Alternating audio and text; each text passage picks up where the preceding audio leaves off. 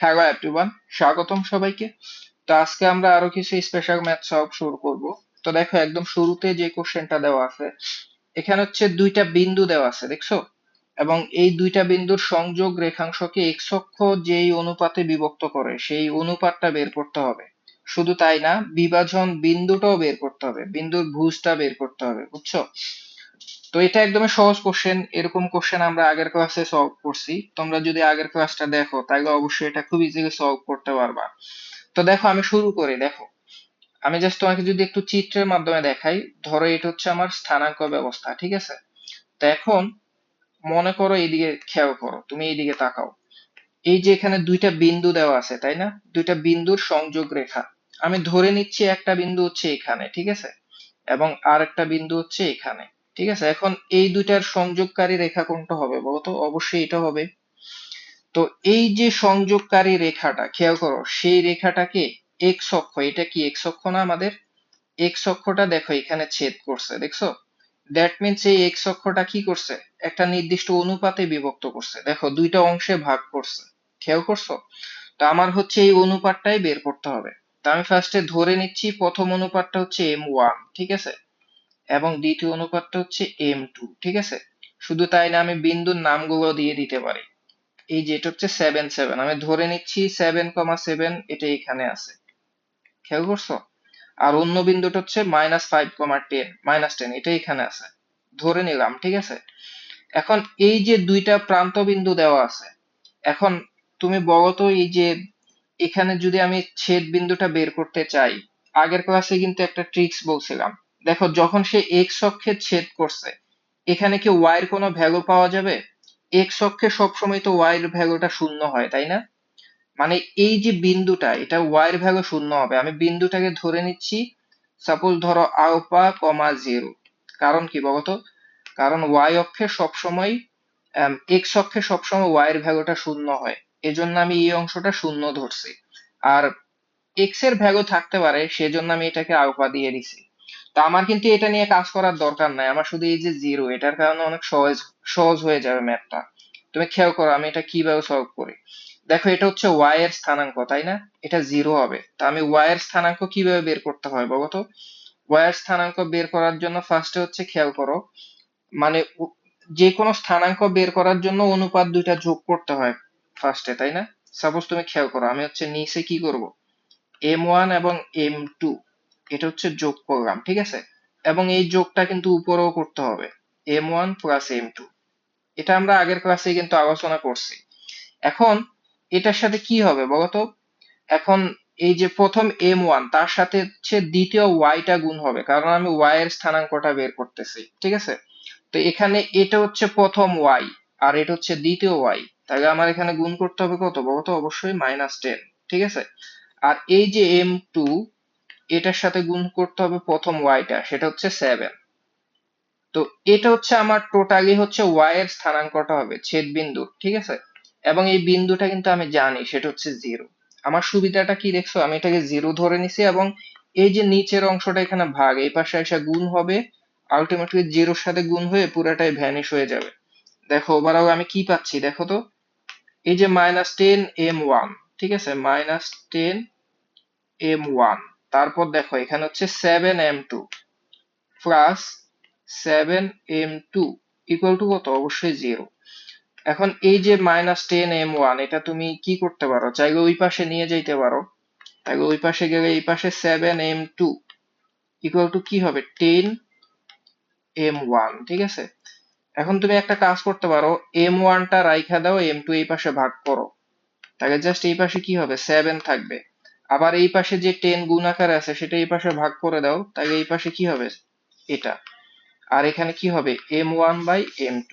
Ultimately দেখো, আমি কিন্তু অনুপাতটা পেয়ে গেছি, দেখছো? অনুপাতটা কি হবে? 7:10। মানে তুমি এটাকে কি লিখতে পারো? সুতরাং M1 অনুপাত M2 সমান তুমি লিখতে পারো 7:10। দেখছো, আমি কিন্তু অনুপাতটা বের করে ফেলছি। এখন এই যে অনুপাতটা বের করছি, অলরেডি শেষ, একটা অংশ শেষ, কিন্তু আমার কি বলছে বলতো? বিভাজন বিন্দুটাও বের করতে বলছে।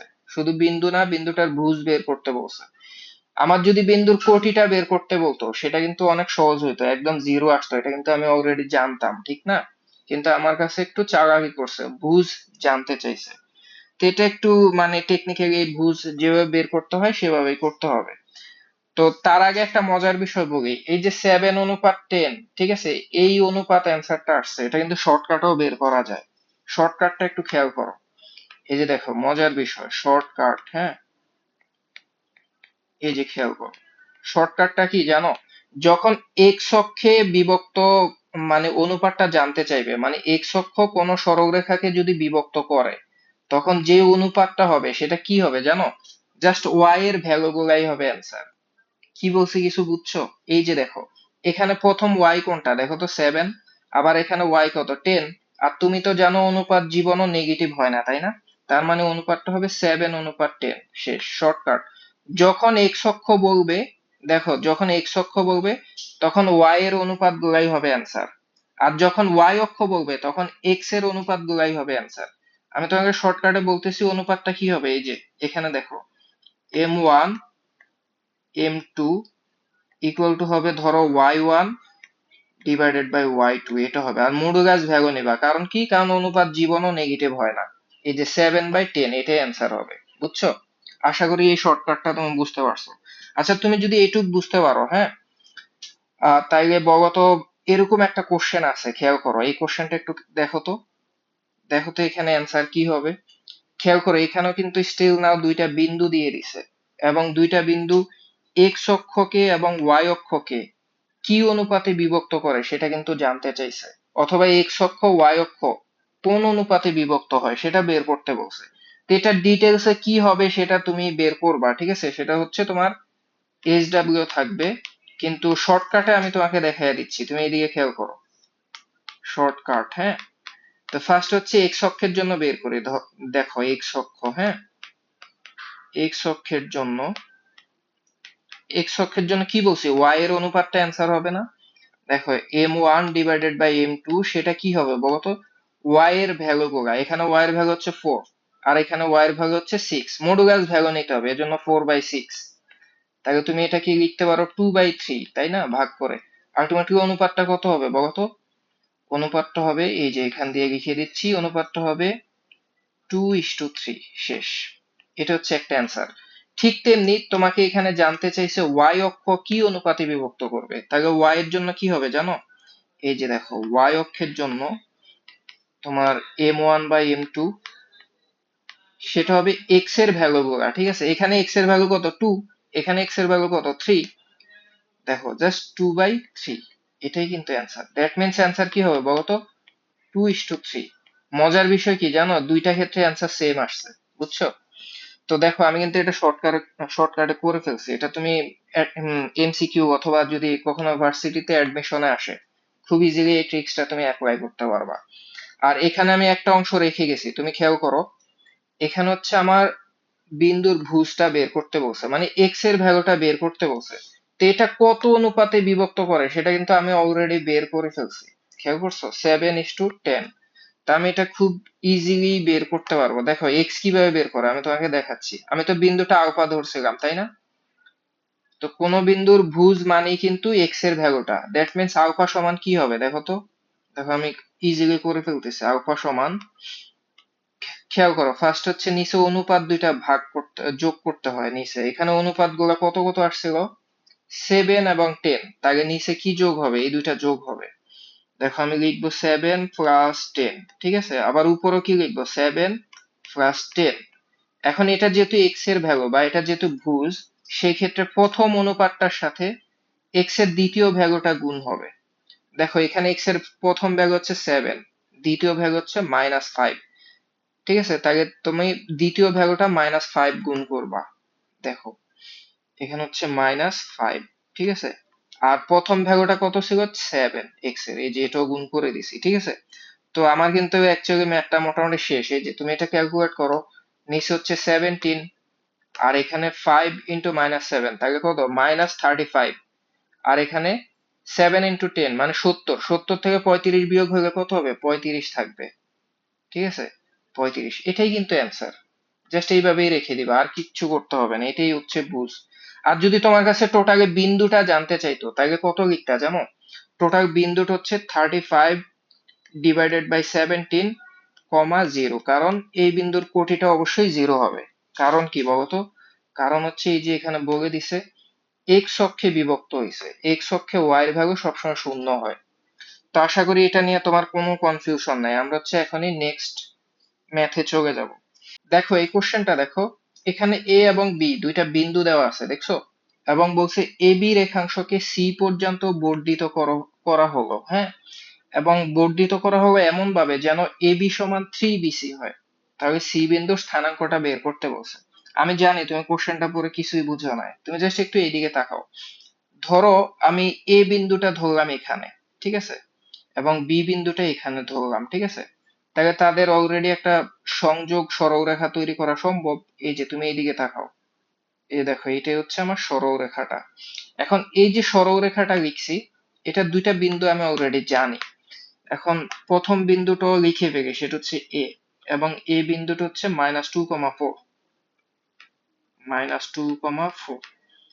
আর বি বিন্দুটা কি হবে বলতো? বি বিন্দুটা হচ্ছে 4, -5। আচ্ছা, এখন একটা মজার বিষয় দেখো, এটা এ বি পরিমাণ আছে তাই না? এই যে এ বি। এখন আমি বি কে সি পর্যন্ত বর্ধিত করব, দেখো এ বি কে সি পর্যন্ত বর্ধিত করব। আমি এখানে আরেকটা বিন্দু নিয়ে নিচ্ছি, ধরলাম এই বিন্দুটাই হচ্ছে সি, ঠিক আছে। এখন এটাকে যদি আমি ধরো সরলরেখায় কনভার্ট করি, দেখো এই যে খেয়াল করো, আমি এটাকে সরলরেখা নিয়ে নিলাম। এই যে আমার এটা হচ্ছে তোমার সি বিন্দু, ঠিক আছে, যে সি বিন্দু, এবং সি বিন্দুটা কি সেটা আমি জানি না, এটা আলফা বিটা ধরে নিলাম। এখন তুমি এই যে কোশ্চেনটা এখন বুঝতে পারবা। এই যে দেখো এ বি, দেখো তো এটা অনেক বড় না? এ বি কার তুলনায়? এই যে বিসির তুলনায় বড়। এই যে বিসি হচ্ছে জাস্ট এতটুকু, আর এ বি হচ্ছে এতটুকু। মানে দেখো এ বিটা হচ্ছে বিসি এর 3 গুণ, খেয়াল করছো? 3 গুণ পরিমাণ। মানে এটা যতটুকু এটা হচ্ছে তার 3 গুণ। মানে এটাকে এমন ভাবে বাড়াইছে যেন এটা ওইটা 3 গুণের মানে 1/3 হয়, অথবা এটা যেন এটা 3 গুণ হয়, তুমি এইভাবে বলতে পারো। তো এই কোশ্চেনটা আসলে অনেক ভাবে সলভ করা যায়, মানে অ্যাটলিস্ট 2 ভাবে সলভ করা যায়। তো একদম সহজ যেটা আমি তোমাকে সেটাই দেখাই। তুমি মনে করো এই বিন্দুটা আলফা বিটা ধরে নিলা, এবং তুমি কিন্তু অলরেডি জানো এটা কত অনুপাতে বিভক্ত হয়েছে এই জায়গায়। আমি যদি এই অংশটাকে 1 ধরি, দেখো এটা যদি 1 পরিমাণ হয়, এটা অবশ্যই 3 পরিমাণ হবে, ঠিক আছে। দ্যাট মিন্স এই বিন্দুটা এই পুরা সরলরেখাটাকে 3:1 অনুপাতে অন্তর্বিভক্তিকরণ করছে বা অন্তর্বিভক্ত করছে। এখন জাস্ট তুমি এই যে বিভক্তর যে ফর্মুলা আছে সেটা অ্যাপ্লাই করে দেখবে তুমি এগুলো পেয়ে যাবা। আর অন্য একটা উপায় আছে, সেটা আমি তোমাকে করে দিব না, সেটা তুমি নিজে করবে। তুমি কিন্তু এইভাবেও চিন্তা করতে পারো যে সি বিন্দুটা বহির্বিভক্তকরণের সূত্র দিয়েও তুমি করতে পারো। তুমি খেয়াল করো, তুমি ফার্স্টে চিন্তা করতে পারো যে তোমার এই যে এ বি সরল রেখাটাকে সি বিন্দুটা বাহিরে যেহেতু আছে, ঠিক না? বাহিরে থাকলে এই দিক থেকে এতটুক পরিমাণ, ঠিক আছে, এতটুক পরিমাণ, আর এই দিক থেকে এতটুক পরিমাণ, মানে দুইটা অংশে বহির্বিভক্ত করছে। তো প্রথম হচ্ছে পুরাটা নিতে হয়, এটা তুমি জানো। তো তুমি জানো এতটুকু হচ্ছে 3, এতটুকু হচ্ছে 1, তাই তুমি বহির্বিভক্তকরণ যখন করবা, তুমি এই পুরাটাকে বলতে হবে 4, আর এখান থেকে নিলে হবে 1। মানে বহির্বিভক্তকরণের ক্ষেত্রে তোমাকে লিখতে হবে 4:1 অনুপাতে বহির্বিভক্ত করছে। তুমি যদি এই ফর্মুলা ইউজ করো, সেটাও তুমি সলভ করতে পারবা। তো অন্তর্বিভক্তিকরণটাই নরমালি সহজ, আমি সেটা দিয়ে তোমাকে দেখাই দিচ্ছি, ঠিক আছে। আর এটা তুমি নিজে করবা। তুমি জাস্ট একটু এদিকে তাকাও। তা আমি যেহেতু অলরেডি অনুপাতটা জানি, তো সেই ক্ষেত্রে তোমার অনুপাত কিভাবে বের করতে হয়? অনুপাতের ক্ষেত্রে প্রথম বিন্দুটা কিভাবে যেন বের করে? প্রথম বিন্দুটা অলরেডি আমি জানি, সেটা হচ্ছে 4, ঠিক আছে। তাহলে তুমি ধরবা যে 4 = ফার্স্টে অনুপাত দুইটা কি করতে হয়? নিচে যোগ করতে হয়। তাহলে 3+1, এটা যোগ করো, 3+1, ঠিক আছে। আবার উপরও কি করবা? যোগ করবা, 3+1, এটা আমরা জানি। এখন কি করতে হয়? প্রথমটার সাথে, এই যে প্রথম অংশের সাথে তোমার শেষ বিন্দুটা বসাইতে হয়, তাই না? তুমি প্রথম এখানে খেয়াল করো, প্রথম অনুপাতটা হচ্ছে 3, তাহলে 3 এর সাথে দ্বিতীয় এক্স এর ভ্যালুটা বসাইতে হয়। আশা করি তুমি এটা জানো। তাহলে দ্বিতীয় এক্স এর ভ্যালুটা হচ্ছে আলফা, তাহলে তুমি লিখবা 3 × আলফা। তারপর এখানে দেখো দ্বিতীয় অনুপাতটা হচ্ছে 1, তার সাথে হচ্ছে প্রথম এক্স এর ভ্যালুটা বসাবা, তাহলে এখানে লেখো -2। দেখো এখান থেকে তুমি একটা ভ্যালু পাবা। দেখো এই যে ধরো এখানে 3+1 আলটিমেটলি কত হয়েছে? 4 হয়েছে না? 4টা এই পাশে কি হয়? গুণ হবে।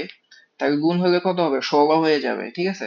আচ্ছা আমি এখান দিয়ে দেখাচ্ছি, দেখো এই পাশে এসে এটা 16 হয়ে গেল, আর এই পাশে কি হবে? এই পাশে হবে 3 আলফা মাইনাস 2। কারণ কি দেখো, 2 এবং -1 গুণ করলে অবশ্যই -2 হবে। এই -2 এই পাশে যোগ হয়ে কত হবে? 16 সাথে যোগ হয়ে 18 হবে। তাহলে 3 আলফা সমান হচ্ছে 18। তাহলে বলতো আলফা সমান কত হবে? 18/3 মানে হচ্ছে 6 হবে। দেখছো আমি অলরেডি একটা ভ্যালু পেয়ে গেছি, দেখছো? এবার হচ্ছে বিটার ভ্যালুটা বের করতে হবে, ঠিক সেম প্রসেসে আমি বিটা বের করে ফেলবো। তুমি খেয়াল করো, y এর স্থানাঙ্কটা কত এখানে? y এর স্থানাঙ্ক মানে যেখানে অনুপাতটা বিভক্ত হয়েছে সেখানে স্থানাঙ্ক হচ্ছে -5। তাহলে তুমি এখন লিখবা, আচ্ছা এই যে এদিকে দেখো, এখন আমি লিখবো -5 ইকুয়াল টু অনুপাতে বিভক্ত হয়েছে 3+1, তাহলে লেখো 3+1, উপরও লিখবা 3+1। এখন এটা যেহেতু y এর ভ্যালু বা y এর স্থানাঙ্ক, ঠিক আছে, সেক্ষেত্রে ফার্স্টে কি লিখবা? এইটা এবং এইটার মধ্যে y এর দ্বিতীয় ভ্যালুটা লিখবা। এটা হচ্ছে y এর প্রথম ভ্যালু, এটা দ্বিতীয় ভ্যালু, তাহলে তুমি লেখো বিটা, হ্যাঁ 3 ইন্টু বিটা, আর 1 ইন্টু কত লিখবা? -4, 1 ইন্টু 4 লিখবা, ঠিক আছে, 1 ইন্টু 4। এখন আগের মতো এক্স্যাক্টলি দেখো, 3+1 মানে হচ্ছে 4, 4 এই পাশে -5 এর সাথে গুণ হইলে কত হবে? -20, ঠিক আছে, equal to 3 beta plus 4 into 1 মানে 4, আর 4টা এই পাশে যদি চলে আসে তাহলে কি হবে? -4, তাহলে কত হবে? -24 হবে। -24 সমান কত? 3 বিটা। তাহলে সুতরাং বিটা সমান কত হবে বলতো? 24 কে 3 দিয়ে যদি ভাগ করে দাও, যে এই পাশে যদি ভাগ করো, তাহলে কত হবে? -8, ঠিক আছে? তো দেখো আমি আলফা বিটা দুইটাই কিন্তু পেয়ে গেছি। দ্যাট মিনস আমার বিন্দুটা হবে এরকম, আলফার ভ্যালু হচ্ছে 6 আর বিটার ভ্যালু হচ্ছে -8। দেখো আমি বিন্দুটা পেয়ে গেছি, ঠিক আছে? এটা হচ্ছে আমার কাঙ্ক্ষিত বিন্দু, এবং এটা কিন্তু অন্যভাবেও সলভ করা যাবে। তুমি 4:1 দিয়ে বহির্বিভক্তকরণ ফর্মুলা অ্যাপ্লাই করো, সেটাও সলভ করা যাবে, এবং এটা তুমি করে দেখাবো। এবং এই কোশ্চেনটা অনেক বেশি ইম্পর্টেন্ট, এটা অ্যাডমিশনে বেশি আসে। দেখো এই কোশ্চেনটা দেখো, এখানে এ বি সি ডি একটা আয়তের কথা বলছে, এবং যার তিনটা শীর্ষবিন্দু দেওয়া আছে, এ বি সি তিনটা দেওয়া আছে, এবং চতুর্থ শীর্ষবিন্দু ডি বের করতে বলছে। শুধু তাই না, আয়তের ক্ষেত্রফলটাও বের করতে বলছে। তো তুমি জাস্ট ফার্স্ট একটা চিত্র চিন্তা করো, দেখো একটা চিত্র মানে আয়ত কেমন হয় দেখো তো। আমি ধরে নিচ্ছি এটা হচ্ছে একটা আয়ত, ঠিক আছে, এটা একটা আয়ত, এটা আমি ধরে নিলাম, ঠিক আছে। আচ্ছা,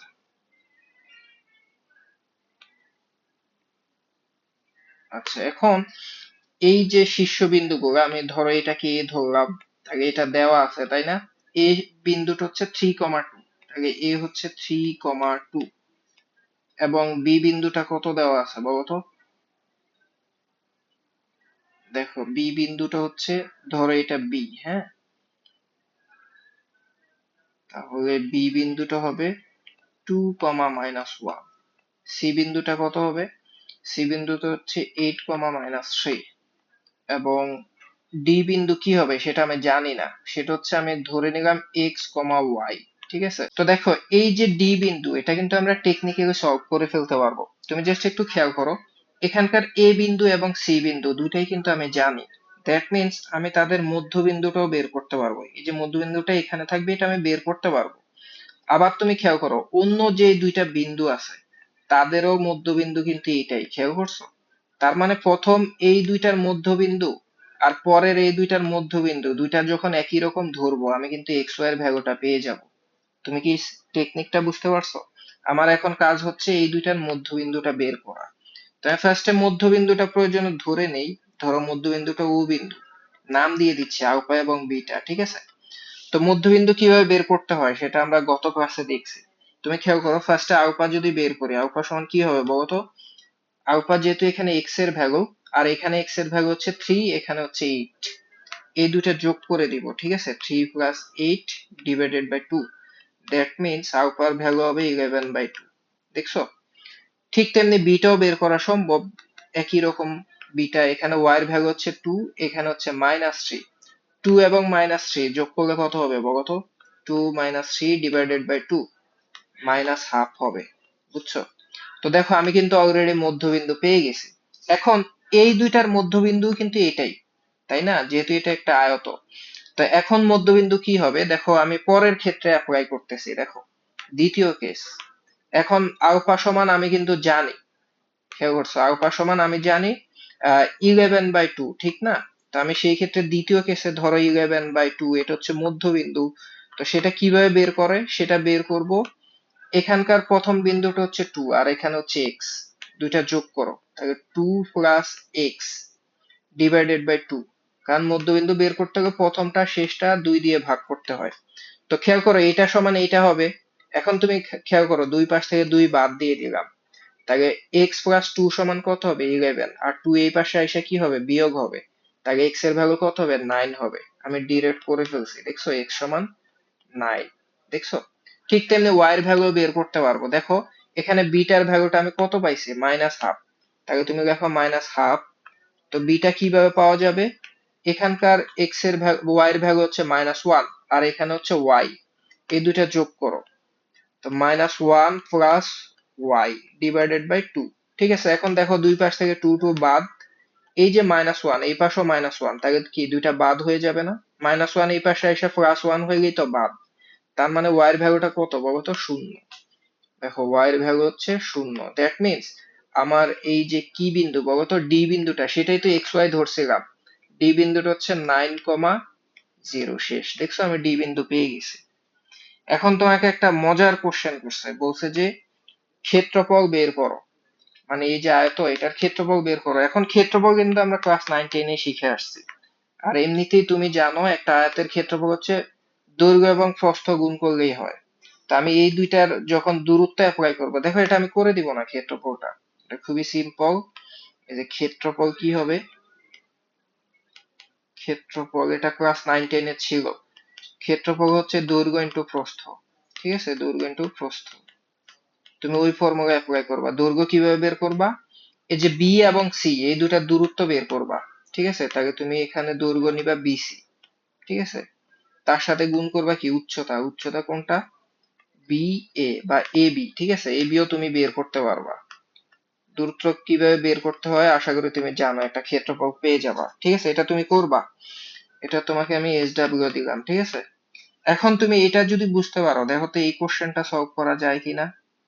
এক্স্যাক্টলি আগের কোশ্চেনটাই, খেয়াল করো, কোন সামান্তরিকের একটি কর্ণের প্রান্ত বিন্দু দিয়ে দিছে, দেখছো এই দুটো হচ্ছে কর্ণের প্রান্ত বিন্দু, আবার তৃতীয় শীর্ষবিন্দুটাও দেওয়া আছে, চতুর্থ শীর্ষবিন্দুটা কি হবে এটা বের করতে বলছে। তো এই কোশ্চেনটাও কিন্তু স্টিল নাও আগের মতোই। খেয়াল করো আমি একটা চিত্র যদি চিন্তা করি, দেখো চিত্রটা অবশ্যই এরকম হওয়া উচিত, যেহেতু এটা সামান্তরিক। তাকে ধরো আমি একটু ট্রাই করতেছি,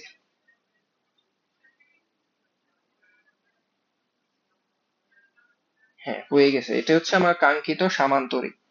এখন তুমি একটা মজার বিষয় দেখো, সামান্তরিকের প্রথম একটি কর্ণের প্রান্তবিন্দু, ধরো কর্ণটা এটা ধরলাম, ঠিক আছে, তাহলে এটা হচ্ছে তোমার এ বিন্দুটা হচ্ছে তোমার 3, -4, এটা দিয়ে দিছে।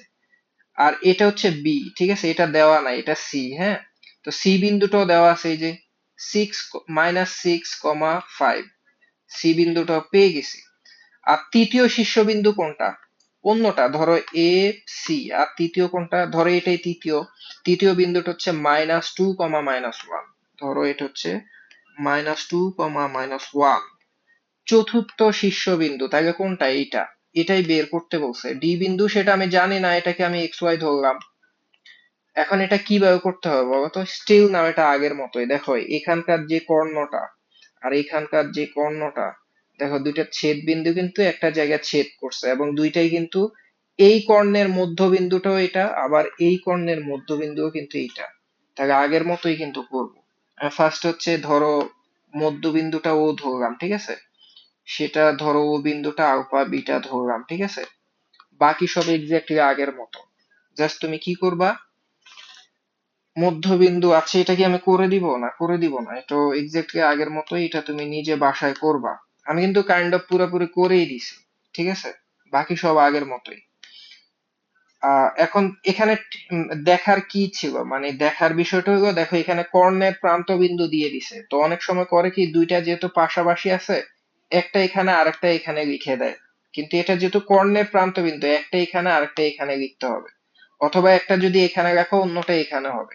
এটা হচ্ছে সবচেয়ে মানে ইম্পর্টেন্ট ব্যাপার। বাকি সবকিছু মানে কাইন্ড অফ আগের মতোই। দেখো এই কোশ্চেনটা দেখো, একটি ত্রিভুজের শীর্ষবিন্দুদ্বয় দেওয়া আছে, দেখছো?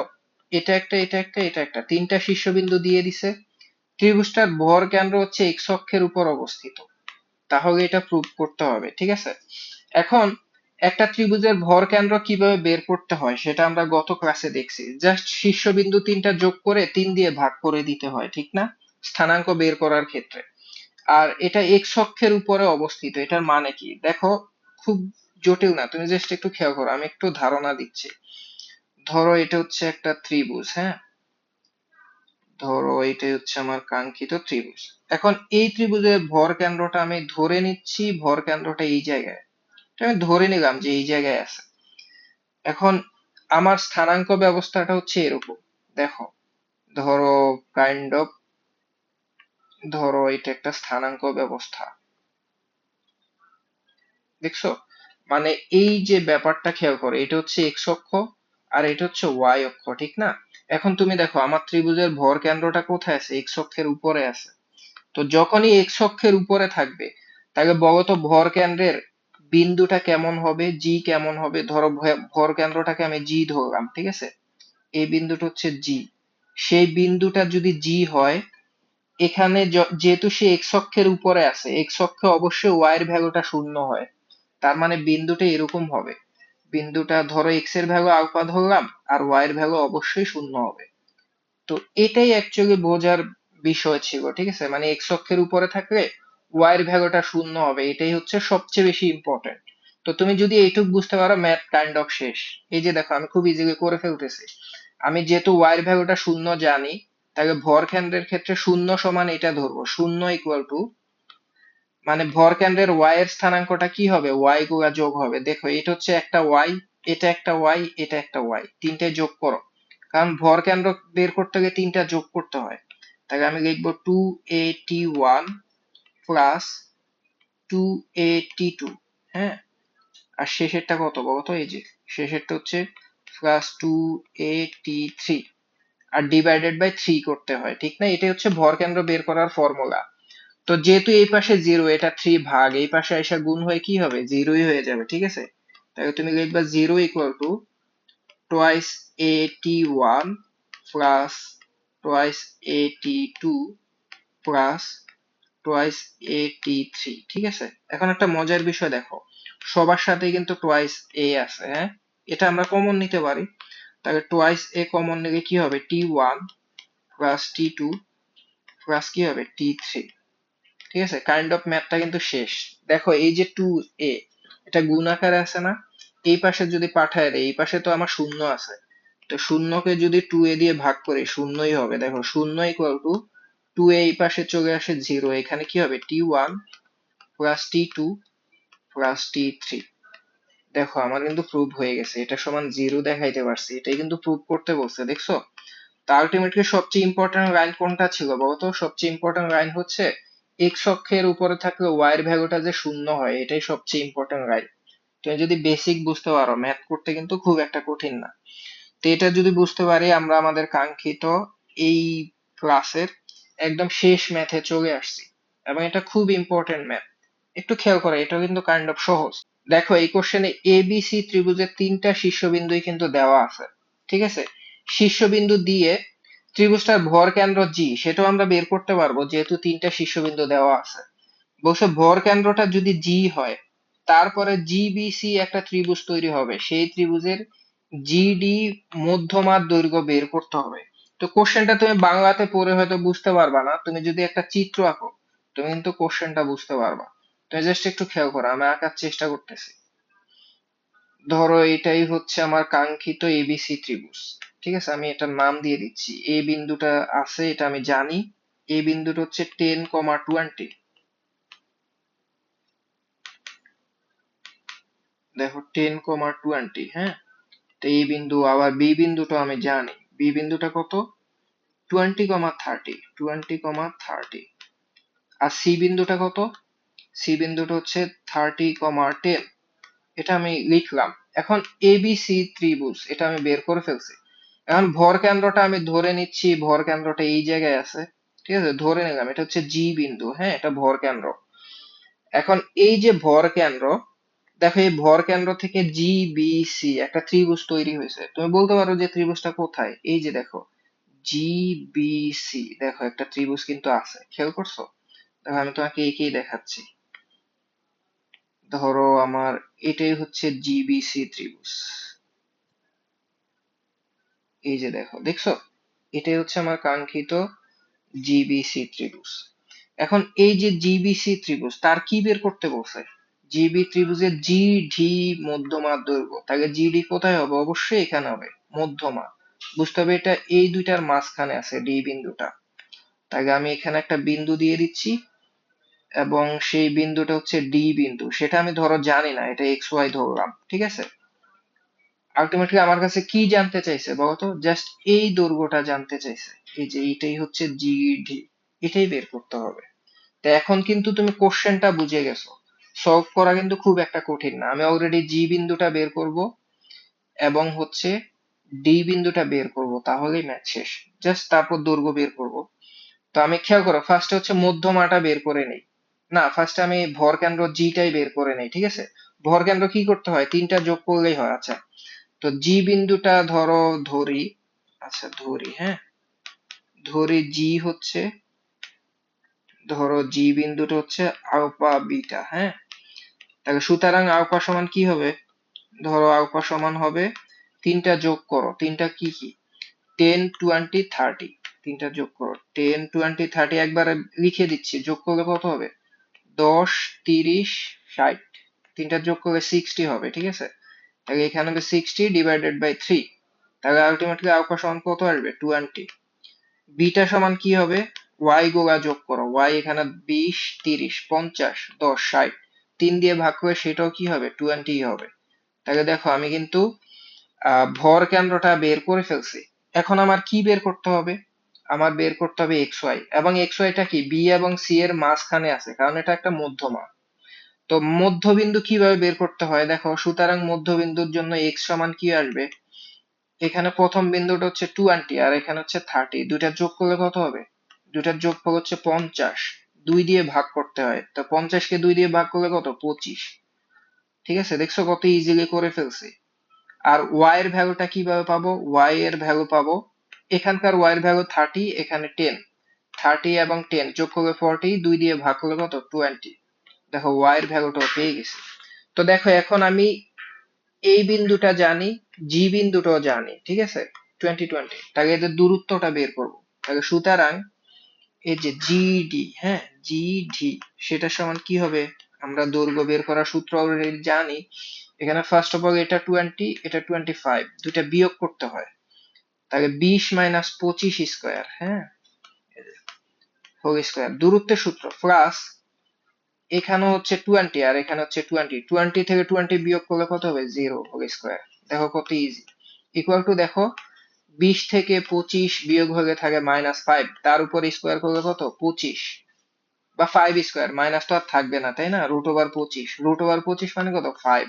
দেখছো দৈর্ঘ্যটা আমি বের করে ফেলছি, দৈর্ঘ্যটা হচ্ছে 5। তো এটা ছিল আমাদের আজকের দিনের শেষ কোশ্চেন, ঠিক আছে। নেক্সট ক্লাসে আমরা অন্য আরো সুন্দর সুন্দর কোশ্চেন সলভ করব।